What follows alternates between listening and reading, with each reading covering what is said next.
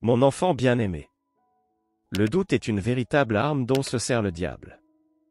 Lorsque vous doutez, mes paroles deviennent moins puissantes dans votre vie.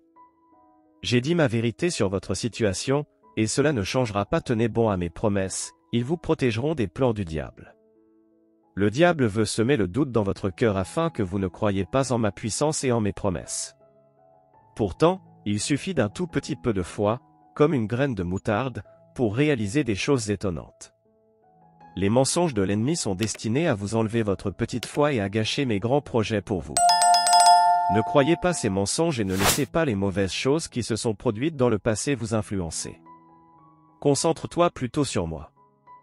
Tout comme Pierre a perdu l'équilibre lorsqu'il a détourné son regard de moi et s'est tourné vers les vents orageux, le doute vous fait sombrer, et le diable veut que vous soyez triste et en colère. Essayez de ne pas abandonner et de ne pas douter en croyant toujours ce que je dis. Chaque jour, parlez aux gens de mes promesses et laissez ma vérité vous protéger de leurs doutes. Quand le diable vous jette le doute, utilisez le tranchant de ma parole pour le combattre. Chaque fois que quelqu'un dit ma vérité, l'emprise de l'ennemi s'affaiblit. Saisissez ma parole car elle peut vous aider à combattre le doute. Il est important de comprendre que le véritable ennemi de Satan n'est pas moi, je l'ai créé. Et même s'il est tombé, il reconnaît toujours mon pouvoir. Le peuple est son véritable ennemi. L'histoire de la chute de Lucifer dans la Bible montre qu'il voulait atteindre mon niveau. Son désir de pouvoir et de loyauté l'a vaincu et il a été renvoyé sur terre. Sa colère vient du fait que je me soucie profondément des gens et que je partage le royaume qu'il voulait autrefois.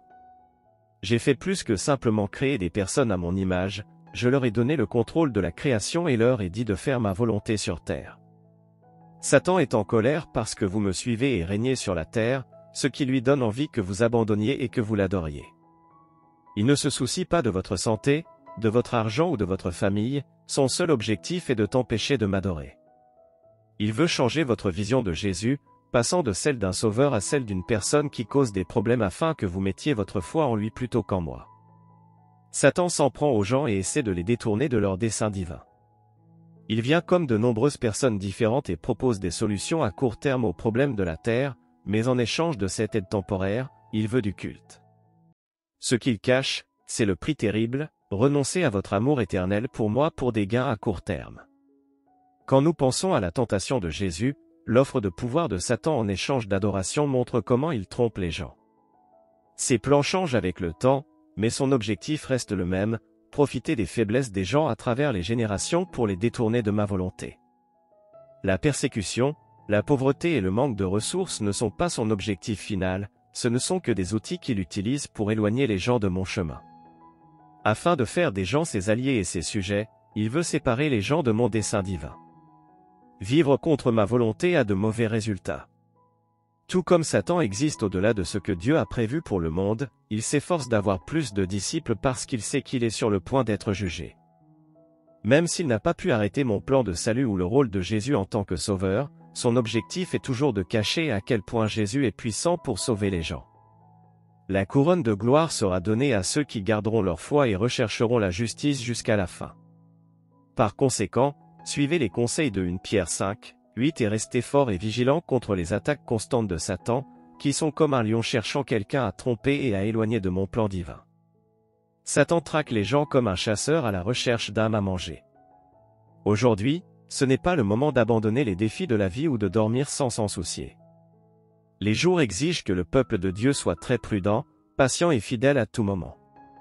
Ne pensez plus aux choses qui se passent dans ce monde, comptez sur la force de Dieu et abandonnez votre désir de choses temporaires.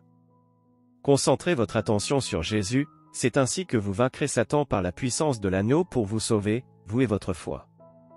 Très cher, il y aura un jour après l'enlèvement où ceux qui échoueront devront faire face aux résultats. Il est maintenant temps de regarder Jésus.